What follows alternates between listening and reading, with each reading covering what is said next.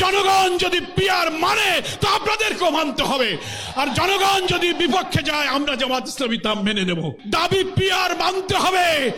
70% লোক সার্ভেতে বলেছে পিয়ারের পক্ষে। কমিশনে 31টি দলের 25টি দল পিয়ারের পক্ষে। আপনারা বলছেন পিয়ার খায় না, মাথায় দেয়। আপনারা বলছেন যে দেশের লোকেরা ভোট ইভিএম বোঝে না, তারা পিয়ারও বোঝে না। কোন রাজনৈতিক ব্যক্তিত্ব সম্পন্ন লোকেরা বলতে পারে না। আমরা চ্যালেঞ্জ দিচ্ছি, গণভোট দিন। পিয়ার পক্ষে আছে কি বিপক্ষে আছে, জনগণ যদি পিয়ার মানে তো আপনাদেরকেও মানতে হবে, আর জনগণ যদি বিপক্ষে যায় আমরা জামাত ইসলামী তা মেনে নেব। কিন্তু কেন আপনারা গণভোটকে ভয় পাচ্ছেন? ভয় পাচ্ছেন কেন?